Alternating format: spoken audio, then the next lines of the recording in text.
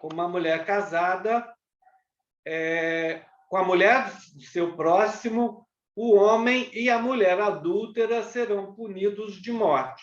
Se encontrar um homem dormindo com uma mulher casada, todos os dois deverão morrer. O homem que dormiu com uma mulher, e esta da mesma forma. Assim tirarás o mal do meio de ti. Normalmente não aparecia o homem. Normalmente quem era lapidado era a mulher. No caso de Jesus, o homem não estava ali. Até poderia estar ali no meio dos outros, mas seria aquele que atiraria a pedra também. Então, geralmente era feito só com a mulher. Se veio a mulher onde estava o homem, eu vou mudar aqui um pouquinho, gente, porque está na frente dos meus temas. Ainda sobre o adultério. Se veio a mulher onde estava o homem, a sentença de morte que pediam ao mestre era iníqua, uma vez que o comparsa, isso na explicação do acontecimento com Jesus, do mesmo equívoco se encontrava ausente na arena do julgamento, revelando o propósito de ocultar uma das partes e fazer a outra responder unilateralmente por todo o erro que só poderia ser cometido a dois. Criações de leis, legislação feitas por homem. Olha o que está lá no Deuteronômio em relação ao divórcio. No Deuteronômio, capítulo 24, versículos 1 a 4, estabelece que o divórcio é uma prática exclusivamente masculina. Quando um homem tiver tomado uma mulher e consumado o matrimônio, mas esta logo depois não encontra mais graça nos seus olhos, porque viu nela algum inconveniente, ele lhe escreverá, então, uma ata de divórcio e entregará, deixando-a sair da casa em liberdade. É o homem que faz o divórcio, não é a mulher. Ela é propriedade do marido na época. Sustentada pelo marido. Então, o sustento, ou pelo filho homem, ou a opção de não ter nenhum marido, nem filho homem, ela seria colocada na rua e o destino de várias era o meretrício. Então, antigamente, Paulo Godoy falando, antigamente, só um minutinho. Antigamente, as mulheres eram excluídas das heranças pelos filhos varões. As heranças iam para os homens. Por isso, morto o marido, a mulher e seus próprios bens ficavam sob a tutela dos herdeiros do sexo masculino. Entre os judeus era costume, quando morresse o marido e não deixasse filhos, descendência, a esposa ser obrigada a casar-se com o irmão mais velho do marido, a fim de deixar-lhe descendência. Ela casaria com ele para não ir para a rua, para não ser colocada na rua.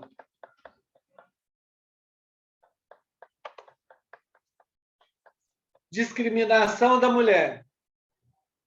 Eram analfabetas. Perante a lei israelita, as mulheres, os escravos e as crianças eram indignas de estudarem a lei santa. Não se ensinava uma pessoa, uma mulher, a aprender a ler e a escrever, porque elas não poderiam estudar a lei santa deles. A civilização grega abriu profundo abismo entre o homem e a mulher. Era a civilização grega que era o costume do que era mais avançado para a época. E eles adotavam algumas coisas da civilização grega.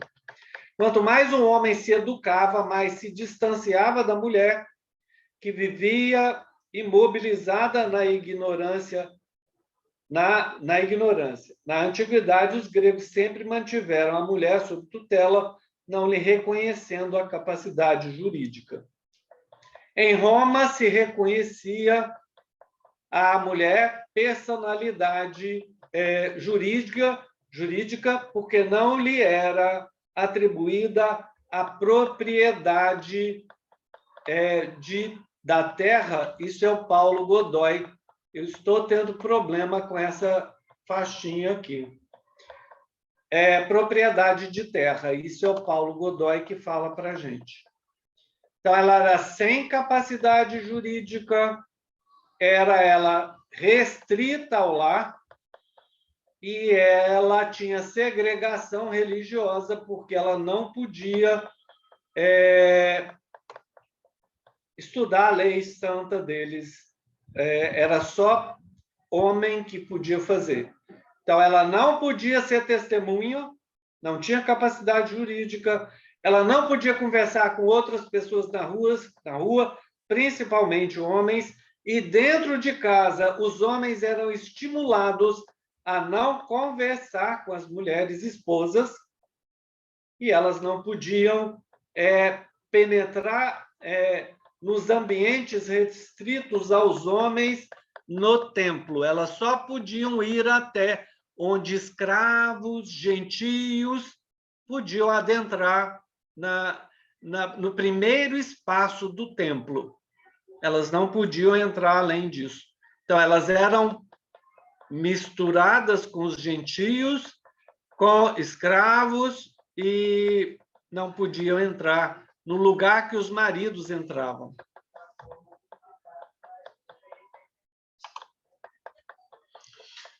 E aí vamos ver um pouquinho da postura de Jesus com as mulheres.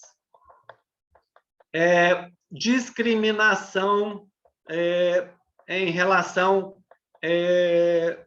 à época e ao que ensinou Jesus. Emmanuel fala que com Jesus começou o legítimo feminismo, não aquele que enche as mãos de suas expositoras com estandartes coloridos de ideologias políticas do mundo, mas lhes traça nos corações diretrizes superiores e santificantes. Emmanuel falando.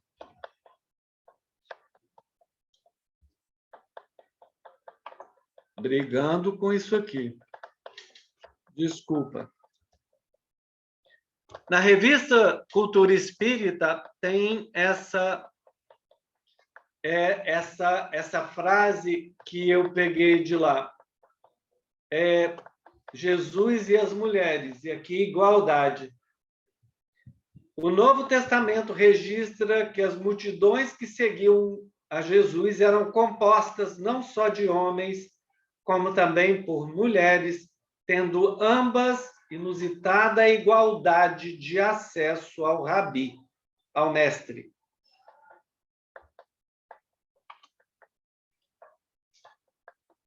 Proteção ao mais fraco. Amélia Rodrigues fala isso para a gente. Exultante com a firme confiança da cananeia e com a sua elevada simplicidade, o mestre não lhe inquire a crença nem a raça, não lhe reprocha, não briga com ela a vida que ela tinha, nem censura o alarido, diz-lhe somente e com amor: ó mulher, grande é a tua fé. Ele fala essa frase antes um pouquinho, ele diz que nos compatriotas dele, ele não viu tamanha fé. E aí termina: ó mulher, grande é a tua fé, seja por isso feito para contigo como tu desejas. Brodmann, um estudioso da Bíblia católico, ele fala a respeito da maternidade. A experiência no templo não alterou a condição de Jesus no lar. Logo que voltou a Nazaré, ele tinha 12 anos na época, né? Ele fica lá no templo discutindo com os doutores da lei, e eles espantados com a profundidade das respostas daquele menino, e Maria e José vão embora com a caravana, porque dizem os estudiosos que era comum as caravanas, quando se dirigiam, elas eram compostas por várias pessoas conhecidas, e alguns iam juntos, primos, etc. Só que, quando deram por conta, Jesus não estava em nenhuma parte da caravana, e José e Maria voltam para Jerusalém, e Jesus está lá no templo conversando com os doutores da lei. Então, quando Jesus volta para Nazaré, ele continuou a levar a vida normal e que se esperava de uma criança, sendo obediente a José e Maria, mesmo já tendo aquelas manifestações de uma inteligência e um entendimento da doutrina judaica na época, da doutrina assim, muito acima da média das pessoas, principalmente para um jovem de 12 anos. Brodmann falando. E ele não censura a infração que a mulher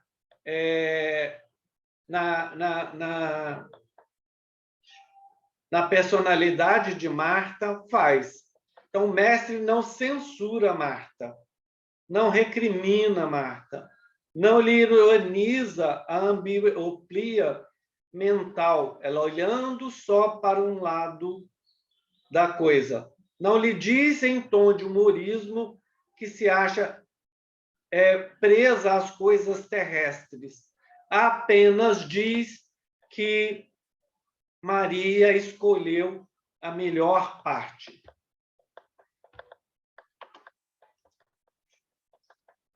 E aí ele continua, Martins Peralva falando em relação a esse acontecimento de Maria e Marta. Bondosamente adverte-a por sua inquietação ante problemas de rotina, inquietação que revela um estado espiritual ainda inseguro, vacilante, indeciso. Falou-lhe em seguida da melhor parte escolhida por Maria, desdobrando o espírito da jovem num ângulo de vida ainda inexplorado pela sua mente mais apegada às coisas passageiras do mundo.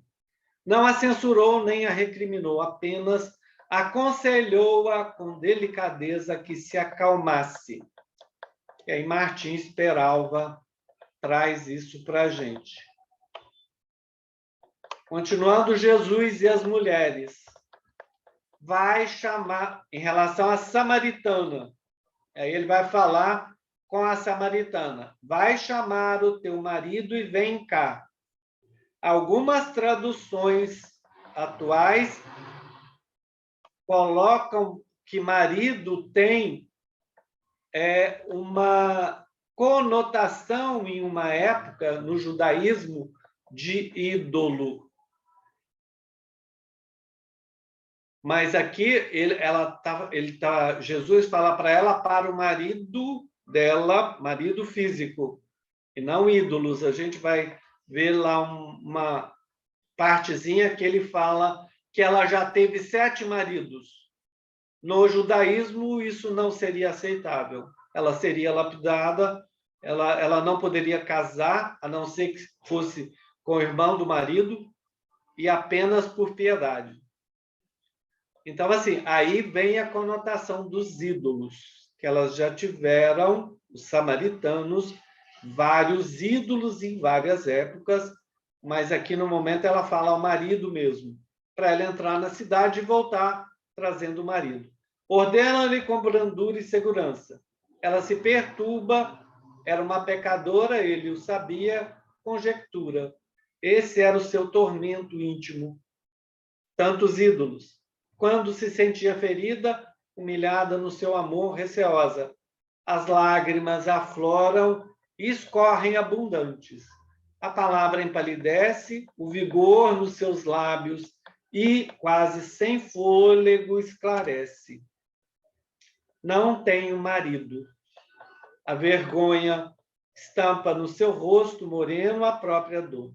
Disseste bem, não tenho marido, confirmou Jesus. Pois que 5 maridos tiveste, e que este agora tens não é teu marido. Isto disseste com verdade. E aí, as interpretações atuais são os ídolos. Os samaritanos construíram um templo na Samaria e não frequentavam o templo de Jerusalém, e eles eram excomungados pelos fariseus e saduceus, pelas outras tribos de Israel. Então, samaritana não podia conversar com nenhum outro judeu, só os da Samaria. E aí Jesus, conversando com ela, traz esse diálogo, não censura a ela a infração. Valorização da mulher, lá na revista Cultura Espírita. Veremos que a mulher curada no sábado, na sinagoga, recebeu de Jesus o patriarcal título de filha de Abraão. A gente sabia que não podia trabalhar, ninguém trabalhava no sábado. A partir de 6 horas de sexta-feira não se trabalhava. Já a mulher cananeia, forasteira, portanto, não era judia, dele recebera o galardão de possuir superioridade na fé face aos próprios compatriotas. Falamos disso há pouco. Foi o símbolo da fé utilizada mais do que os próprios judeus. Reorientação do papel da mulher. Jesus e as mulheres. Jesus não propunha que a mulher fugisse aos compromissos dos seus deveres domésticos, mas apenas convocou-a simultaneamente à construção de um novo templo social e espiritual. As mulheres ao lado de Jesus eram as mãos do socorro, atendendo os enfermos, as criancinhas aturdidas e rebeldes que lhes eram levadas, providenciando alimento, roupas, auxílio de todo jaez nas jornadas entre as aldeias, cidades, povoados e ajuntamentos. Eram as mulheres que faziam um grande trabalho de bastidores. E a gente vai ver até maior que isso. Não era só de bastidor. Eram as suas vozes meigas e compassivas que tranquilizavam os exasperados antes de chegarem até o mestre. Sua paciência e gentileza lhe amainava a ira e a rebeldia procedentes ao contato com eles, constituindo segurança e alívio para as provas que os desesperados carregavam em clima de reparações dolorosas. Humberto de Campos fala no papel de reorientação do papel da mulher. Uma e outro, mulher e homem, são iguais perante Deus, esclareceu o Cristo amorosamente. E as tarefas de ambos se equilibram no caminho da vida, completando-se perfeitamente para que haja, em todas as ocasiões, o mais santo respeito mútuo. Humberto de Campos. As mulheres e o cristianismo nascente. E aí é o primeiro milagre descrito de Jesus, as bodas de Caná, e o aparecimento para Maria Madalena. Então, abriram os espaços foram abertos por Jesus para a participação das mulheres. Algumas coisas eram muito masculinas. A inclusão religiosa delas, elas acompanhavam Jesus nas migrações. A participação delas era muito ativa. E lá pelo século III, que foi instituído o bispado do catolicismo, criado o catolicismo como representante do cristianismo, o papel da mulher ela foi proibida de ter essa função de mando dentro da religião nascente, religião vinculada ao Estado, por Roma, por Constantino. Vamos caminhando, e aqui no cristianismo nascente, a expansão da mensagem de Jesus deveu-se muito ao devotamento feminino desempenhado nas comunidades cristãs emergentes. Wesley Oliveira Caldeira fala isso. E Roberta Silva, uma estudante da Bíblia, fala que algumas mulheres o seguiram desde a Galileia, como afirmam os sinóticos. Marcos, Mateus e Lucas falam desse cortejo de mulheres acompanhando Jesus. São discípulas porque o ato de adquirir a Jesus, essa é a palavra usada na época, é um comportamento típico de homem. Quando o homem acompanha, ele é descrito como aculotem. E aí, as mulheres, se a gente for colocar o que elas faziam, também deveriam ser colocadas como discípulas. E a gente vai ver que Madalena só ganha esse título de discípula de Jesus neste século que nós estamos vivendo. Vamos ver isso depois.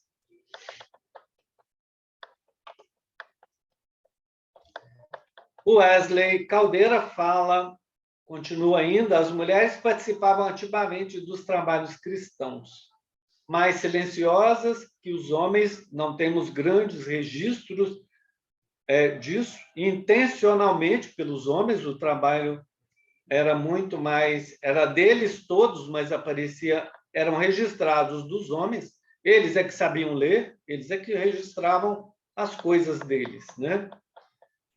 Mais silenciosa que os homens, sim, mas participando das reuniões semanais, orando e profetizando, como demonstram na primeira epístola aos Coríntios, capítulo 11, versículo 2 a 12, dedicados à orientação da mulher nas tarefas da oração e da profecia, Paulo falando, né? Atos dos Apóstolos, e também nas epístolas dele, palavras de Paulo. E aí eu queria trazer uma reflexão para vocês. Isso é uma frase do George Bernard Shaw. Nós vemos coisas que existem e a gente pergunta por quê. E ele fala que eu imagino coisas que não existem e me pergunto por que não. Olhamos com um olhar atual, lógico, do terceiro milênio, para a condição feminina do primeiro século do cristianismo. E aí perguntamos, como é, com todas essas dificuldades, como é que tem registrado nos evangelhos o nome de algumas mulheres?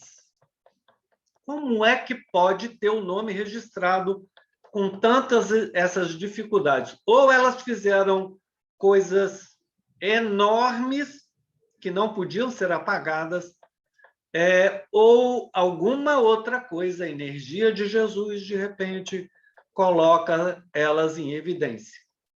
E aí nós vamos ver algumas coisas, generalidades sobre elas.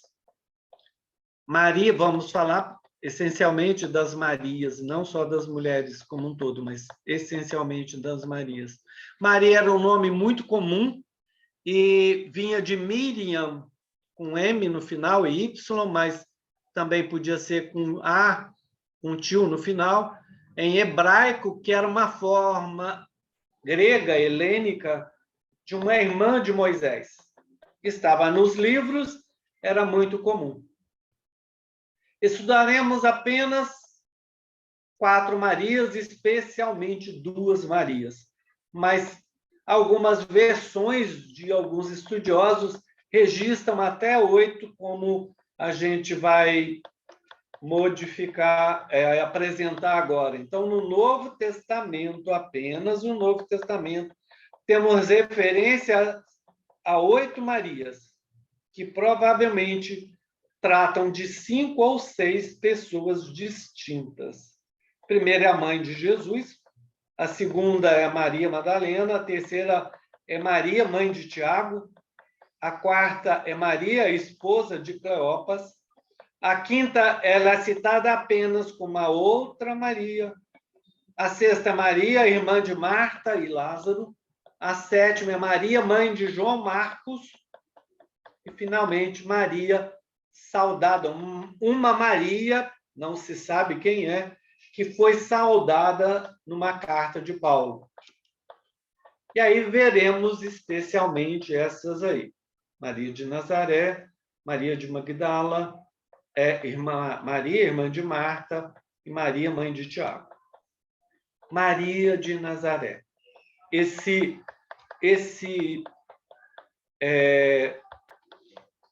Essa figura embaixo, ela foi ditada por Emmanuel a um jornalista que sabia desenhar.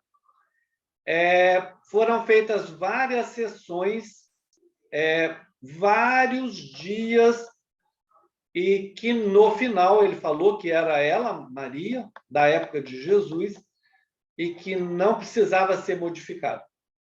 Então, foi feito por uma pessoa que sabia desenhar e foram sendo dadas as características e ele corrigia, ele acrescentava. Então, é um desenho transmitido por Emmanuel a um jornalista. A literatura apócrifa apresenta a José, ela é apresentada, Maria de Nazaré, ela é apresentada a José aos 14 anos.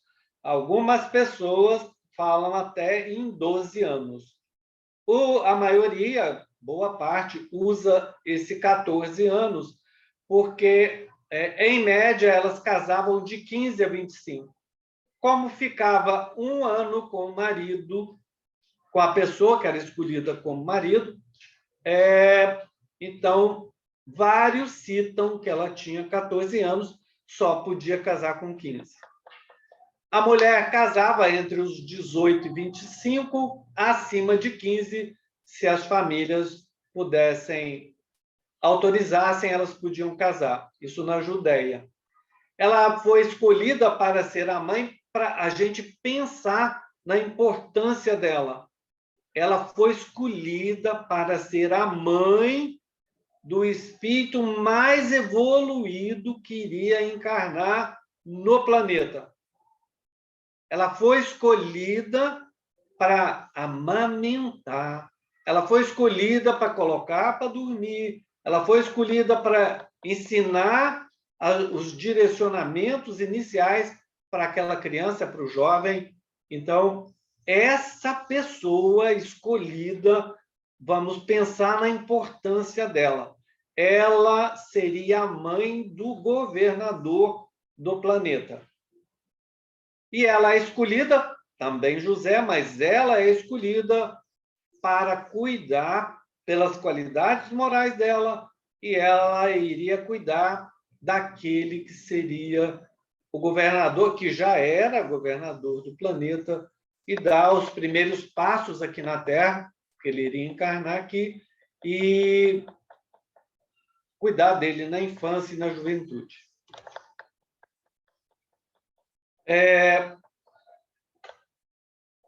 Não sei por que está assim. O item 3 agora. É muito interessante. Essa é a frase dela, que, hora que o anjo Gabriel aparece para ela. Gabriel ou Rafael? Gabriel. Aparece para ela e ela diz isso aí, depois que ela sabe da notícia que ela seria mãe de uma criança que viria para mudar o pensamento do mundo. E ela responde com 14 anos: Eis aqui a serva do Senhor. Faça-se em mim segundo a sua palavra. Isso está registrado em Lucas, no capítulo 1, versículo 38. Ela disse que não conhecia homem, varão, e ela ficaria grávida, assumindo aí todos os riscos, as dificuldades. Ela tem essa coragem e fala: faça-se em mim segundo a sua palavra. Irmão X, em A Boa Nova, traz para a gente que foi então que Maria, compreendendo a perfeição da misericórdia e justiça da vontade do Pai, ajoelhou-se aos pés da cruz e, contemplando o filho morto, repetiu as inesquecíveis afirmações. Tem umas diferençazinhas de palavras, mas o sentido é o mesmo. Em português e do irmão X, ela fala: Senhor, eis-me aqui, a tua serva, cumpra-se em mim segundo a sua palavra. Aos pés da cruz, ela repete. Lá na primeira manifestação foi dito a ela que uma espada cortaria o seu coração. E ela, aos pés da cruz, entende que essa seria a espada, falecimento do filho, que estaria cortando o seu coração. Mais à frente, ainda Maria, a esse tempo, filho de João, filho de Zebedeu, tendo presentes as observações que o mestre lhe fizera na cruz: mãe, eis aí teu filho, filho, eis aí tua mãe, surgiu na Bataneia, oferecendo àquele espírito saudoso de mãe o refúgio amoroso de sua proteção. É dito que ela estava naquele lugar, Bataneia, e que João foi lá. Maria aceitou o oferecimento com satisfação imensa, e João lhe contou da sua nova vida. Instalara-se definitivamente em Éfeso, onde as ideias cristãs ganhavam terreno entre as almas devotadas e sinceras. Decorridos alguns meses, grandes fileiras de necessitados acorriam ao sítio singelo e generoso. A notícia de que Maria descansava agora entre eles espalhara-se num clarão de esperança por todos os sofredores, ao passo que João pregava na cidade as verdades de Deus. Ela atendia no pobre santuário doméstico aos que a procuravam, exibindo-lhe suas úlceras e necessidades. Era retirada da cidade a casa. E aí fala que era uma choupana simples, né? Sua choupana era, então, conhecida pelo nome de Casa da Santíssima. Isso porque um leproso, depois de curadas suas feridas, falou que ela era a mãe santíssima deles, dos sofredores, e aí ficou registrado como Casa da Santíssima. A igreja de Éfeso exigia de João a mais alta expressão de sacrifício pessoal, pelo que, com o decorrer do tempo, quase sempre Maria estava só, quando a legião humilde dos necessitados descia do promontório desataviado rumo aos lares mais confortados e felizes.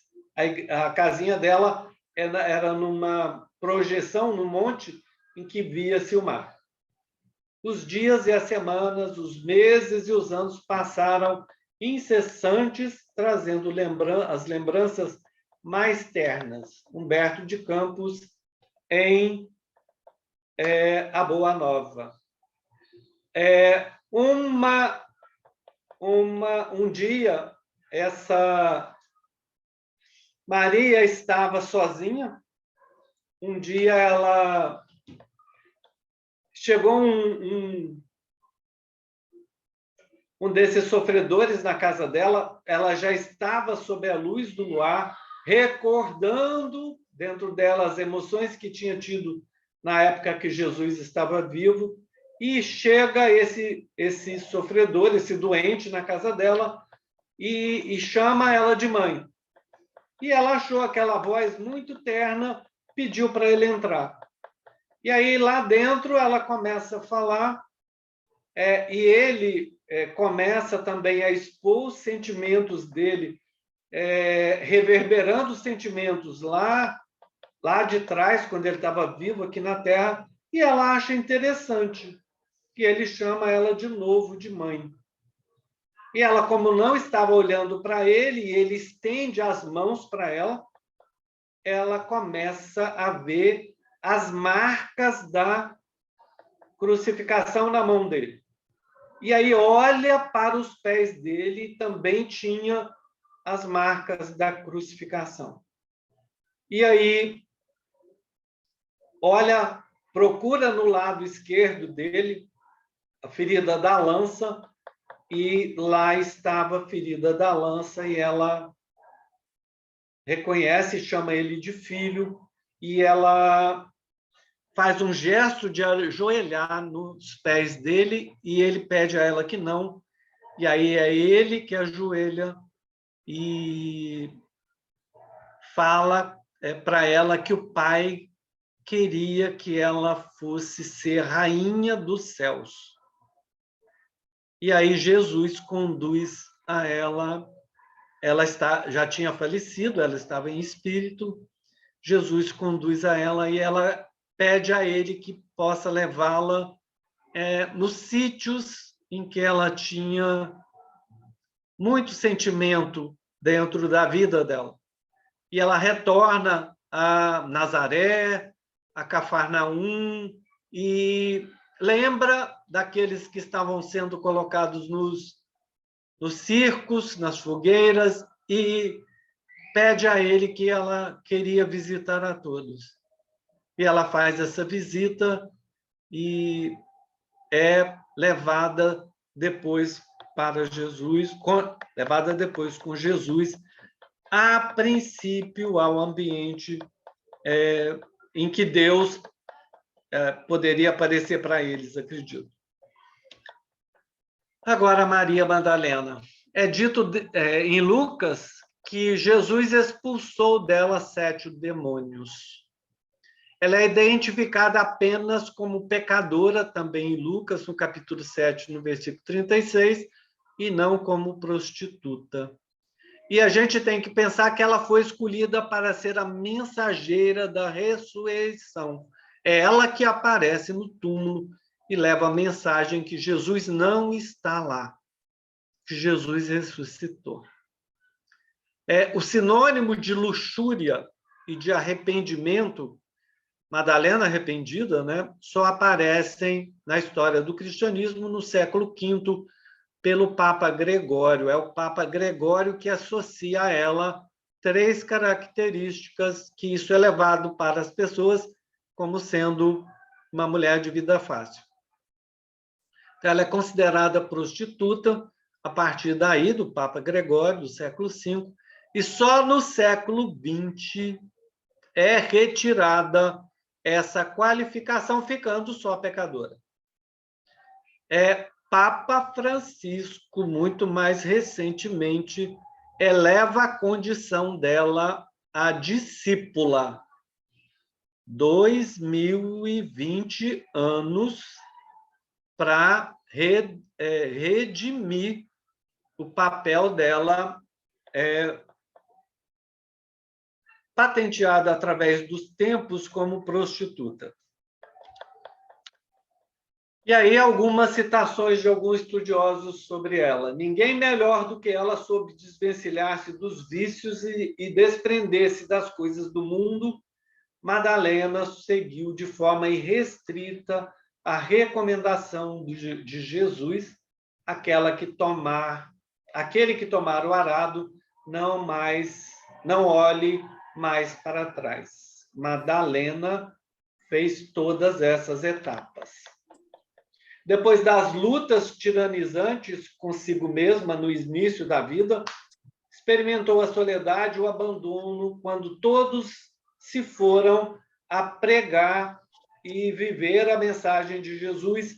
Isso depois que Jesus encaminha eles, os discípulos, 2 a 2, para pregarem ao mundo.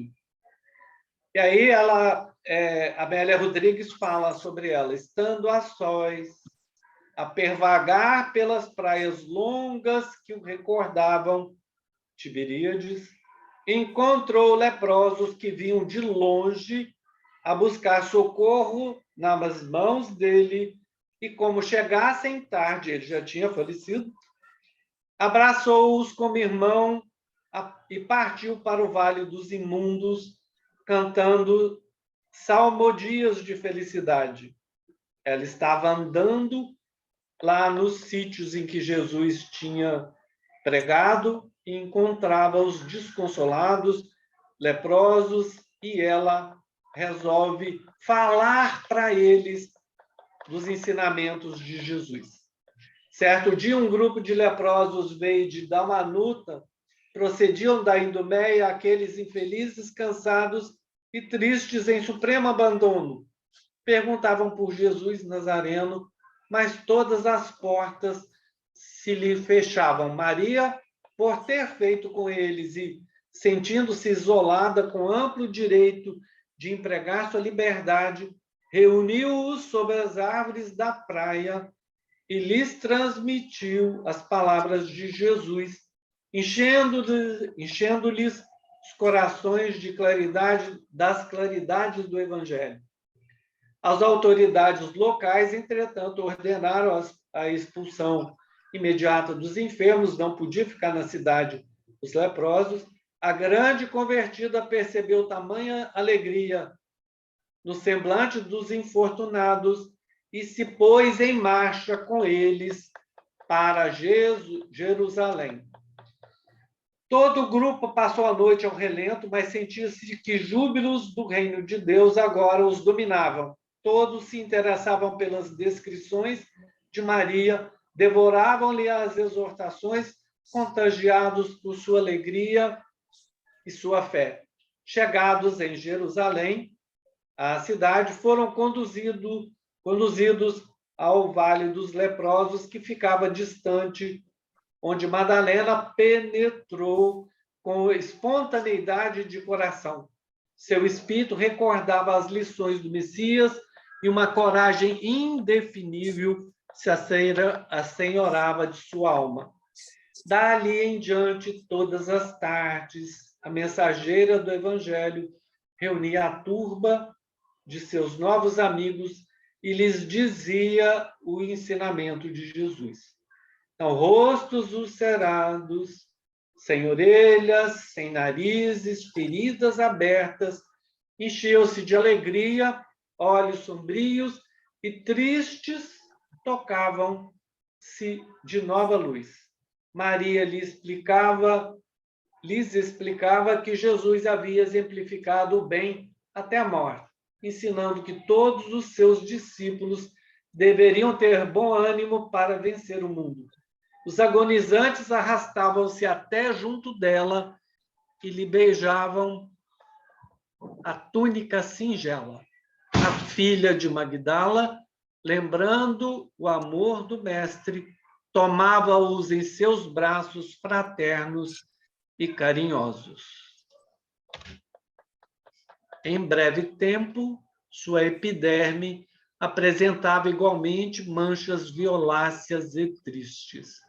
Ela compreendeu a sua nova situação e recordou a recomendação do Messias de que somente sabiam viver os que sabiam imolar-se. E experimentou grande gozo, grande alegria por haver levado aos seus companheiros de dor uma migalha de esperança. Desde a sua chegada, em todo o vale se falava daquele reino de Deus que a criatura devia edificar no próprio coração. Os moribundos esperavam a morte com um sorriso ditoso nos lábios. os que a lepra deformara ou abatera aguardavam com ânimo nas fibras mais sensíveis do coração. Isso é Humberto de Campos dizendo para a gente. Maria, irmã de Marta, também um grande exemplo. Era irmã de Lázaro, que tinha sido ressuscitado. Jesus expressa a ela publicamente o amor dele por ela.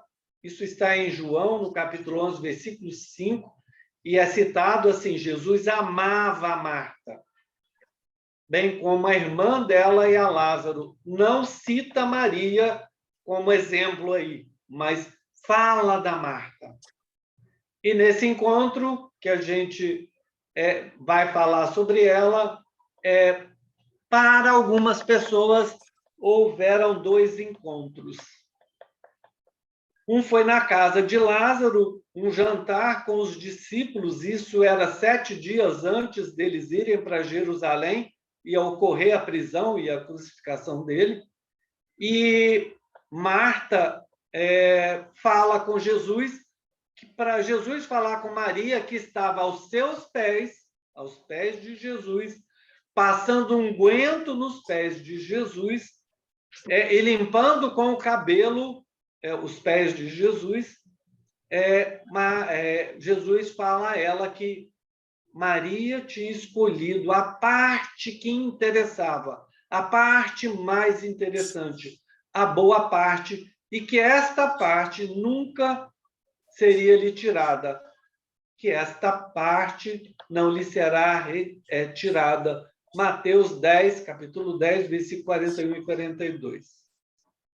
Tem um evento também que alguns falam que é a segunda limpeza de Maria, dos pés de Jesus, que falam que é ela, mas que tem outras pessoas, por algumas características, o vaso de alabastro, que é uma coisa muito custosa, cara, que ela quebra e unge os pés de Jesus. Mas alguns autores falam que era Madalena, e aí tem esses 2 encontros com Jesus. Maria, mãe de Tiago, o menor. Rapidamente, estamos finalizando. Mãe de Tiago, o menor, Amélia Rodrigues cita que tinha as mulheres, 4 mulheres, e João, do grupo mais próximo de Jesus, na crucificação. A Amélia Rodrigues fala que Tiago estava lá disfarçado, em escondido. Então, assim, a gente fala que só tinha João, mas apenas Amélia Rodrigues, fala que Tiago estava presente na crucificação, mas que ele estava disfarçado. Lá em Maria de Madalena, eu não falei, ela é a única que não tem parentesco com Jesus. Todos os outros têm parentesco de Jesus, com a família de Jesus. Então, a mãe de Tiago, que era Maria, era da família de Jesus, ela era parente de Maria, estava também na crucificação e era uma daquelas que mantinham a sustentação, até com os próprios recursos do grupo dos discípulos. Então, esse grupo, existia mais ou menos 2 núcleos de mulheres. Aquelas que Maria é quem dirigia, Maria, a mãe de Jesus, dirigia, e a outra que era ligada a Madalena, Susana e outras pessoas.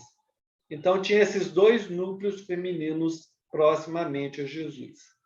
E ela não aparece, a mãe de Tiago, muito nos evangelhos. Não temos muitas informações sobre ela, como também as outras Marias.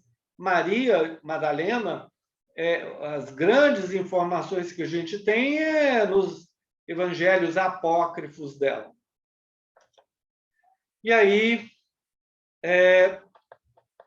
caminhando para o final, as Marias representam para todos nós se olharmos os acontecimentos na vida delas, a gente vai relacionar todos os sentimentos que nós temos.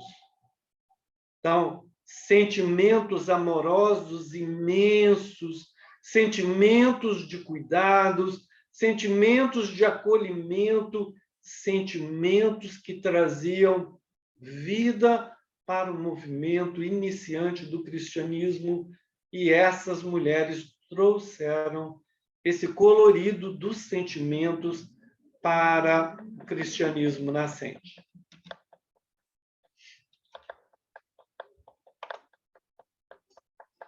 Então, sentimentos delas, a gente sabe que um ato de amor cobre uma multidão de pecados.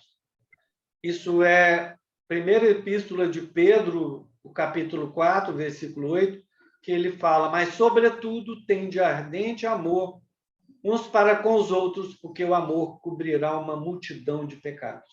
E elas trouxeram isso para dentro do movimento do cristianismo inicial. Elas colocaram o amor em movimento nos bastidores para que aquele núcleo pudesse conduzir e partir para a mensagem que Jesus pediu a ele, a distribuição da mensagem a todos os povos. Quem sustentou através do amor, através dos cuidados com o grupo, foram esses dois grupos de mulheres no cristianismo inicial. Jesus com as mulheres, com as Marias, e Jesus aí nas bodas de Caná. Finalizando essas belezas do movimento do cristianismo inicial, essas 4 Marias, que podem ser 5 ou 6, alguns registram até 8 Marias, mas que, de uma forma mais certa, 4 ou 5 são possíveis. Muita paz a todos, que Jesus possa iluminar a todos nós. E viva Maria!